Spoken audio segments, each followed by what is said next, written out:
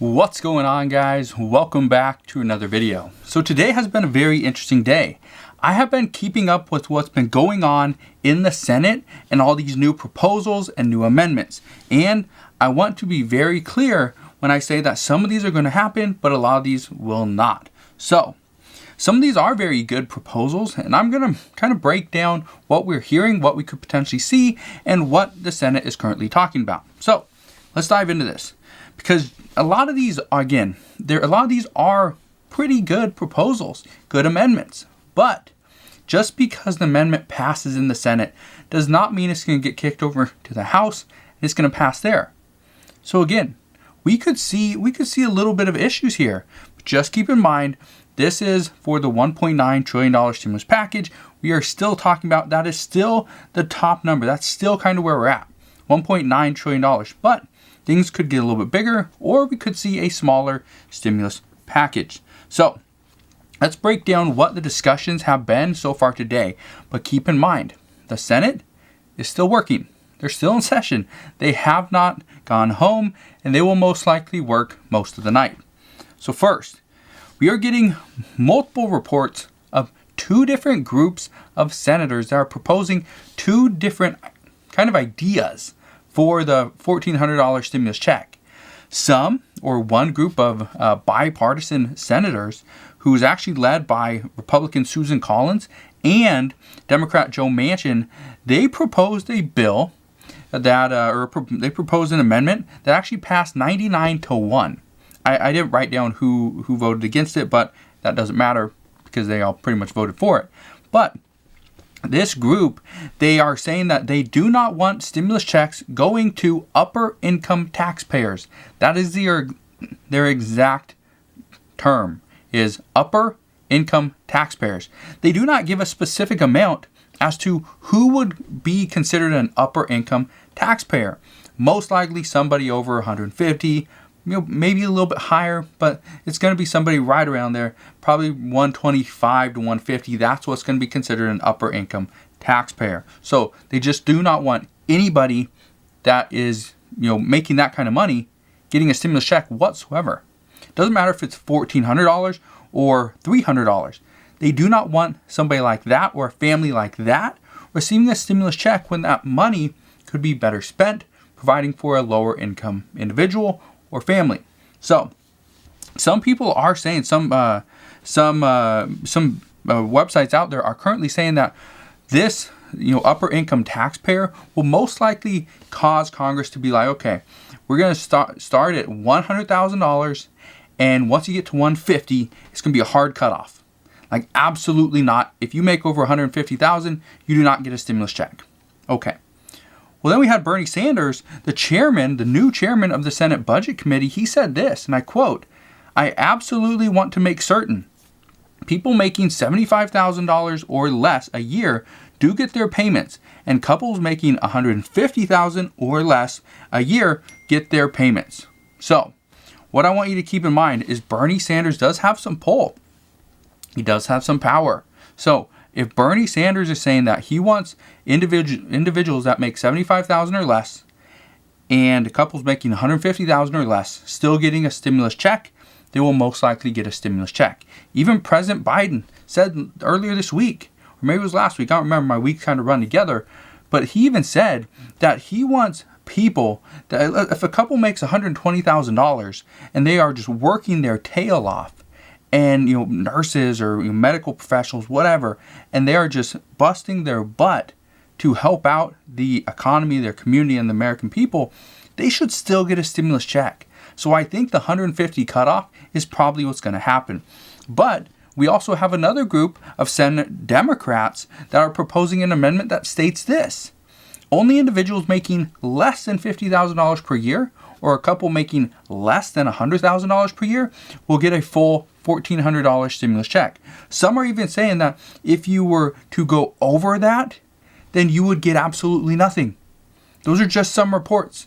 We didn't see any amendments on that, okay, if you make over $100,000 as a couple, you get absolutely nothing. But that, again, those are just reports. It could still happen, but as of right now, there's not really talks on that yet outside of mainstream media. Now, everybody does seem to be on board with another round of stimulus checks, direct payments, or survival checks, as some people call it. However, there are a lot of people, mainly Republicans, who are not happy with the package as a whole. For instance, Senate Minority Leader Mitch McConnell, he had this to say: "This is not the time for trillions more dollars to make perpetual lockdowns and economic decline a little more palatable. Notwithstanding the actual needs, notwithstanding all the talk about bipartisan unity, Democrats in Congress are plowing ahead. They're using this phony budget to set the table to ram through their $1.9 trillion rough draft." Now, he's not the only one that's not happy about this bill or this proposal of $1.9 trillion. But I don't want to get into that right now because honestly, Republicans and Mitch McConnell don't hold really any power at this point. They're almost powerless. They can still negotiate with President Biden, negotiate with Chuck Schumer, Nancy Pelosi, and try to get a deal a little bit closer to their liking, but they hold absolutely no power with a budget resolution on the table. And this budget reconciliation, it looks like this is going to be the end goal. This is going to be what we end up receiving. Again, it's going to be a while, but this will most likely be it. Now, let's address some of the other amendments that were proposed earlier on today. And again, the Senate's not done. Just keep that in mind. They're not done.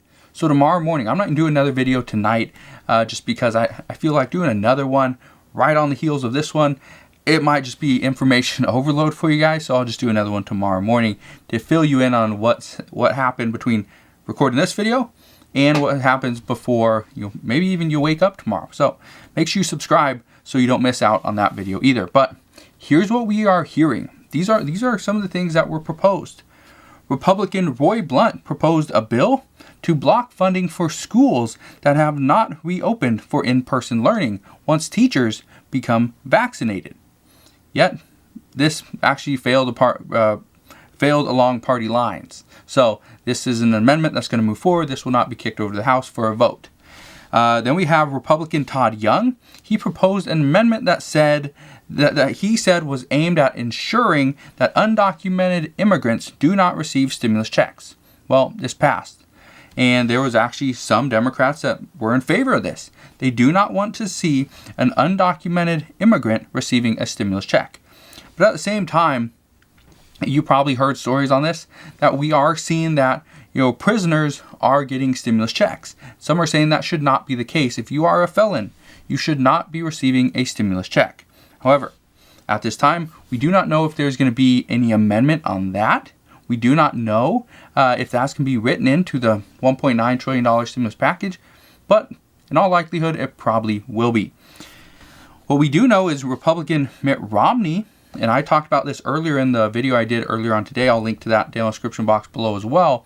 But Mitt Romney proposed an amendment that will give low-income families, and I believe the income limitations are going to be $200,000 for an individual, $400,000 for a couple. I believe that's the income limitation at this point, which is still fairly high.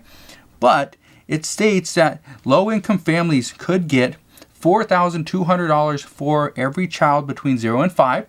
And they will also get $3,000 per year for children ages 6 to 17.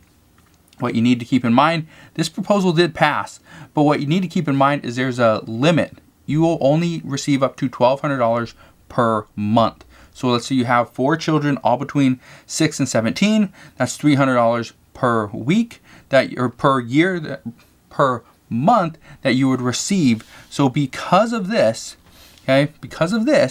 you would actually get your $1,200 if you have 4 children. Okay, just keep that in mind. Let's see what else. Now there's going to be more amendments today. Like I said, I'm going to address that tomorrow morning. I don't want to bore you with everything that's happened today. Some of these things, again, really doesn't matter because there's pretty much no chance they're going to pass. Okay, so just some of these things I'm not even going to tell you because what's the point, right? Get your hopes up or like, oh yeah, this is happening. Again, just information overload at this point. And another big one today. It wasn't an amendment. It wasn't really talked about in the Senate, but what we are hearing, there's multiple reports. Washington Post, Forbes, Bloomberg, and CNN are all reporting that right now there are, again, multiple reports that Chuck Schumer and the White House are at odds over who would receive and if they would even do a student loan forgiveness. So I just want to address this because I think this is extremely important. There's a lot of students out there that do have student loans, federally backed student loans, that they cannot pay because they're not working. A lot of students do work in, things like restaurants. Well, restaurants are closed down. So how do you pay something? You're trying to get back on track and then pay this off. It's going to be difficult. Well, President Biden, he actually wants Congress to approve this. He does not want to do this with an executive order, but he would like Congress to forgive up to $10,000 in student loans. However, Chuck Schumer, he wants to increase that amount to $50,000. And he wants President Biden to do this through an executive order. He does not want to take this up with Congress. He does not want Congress to have to deal with this, for one, because most likely Republicans would block this and it would never get passed. So he wants President Biden to do it himself. But right now, what I can tell you is that student loan forgiveness will most likely happen at some point. However, the scale, who receives this? Is it going to be every single student or only lower income or students in lower income families? That's what's currently being said. But then how do you determine who is considered a lower income family? Is that student only using their parents' tax return, or is the student actually making money, and so on and so forth? So it gets very complicated, but at this point it is looking like some form of relief for students will happen outside of just a deferral program. You might see some type of no interest on stuff for certain things. And right now, again, it's all talks, but just understand it is coming. We are going to see some form of relief for students. It's just how much, who gets it, and when. That's what we currently don't know. So that's what we're hearing regarding the Senate's busy day so far. Again, they're not done. I'll provide another update tomorrow morning, so consider subscribing so I can continue to keep you updated on everything that's going on, and I'll see you guys on the next one.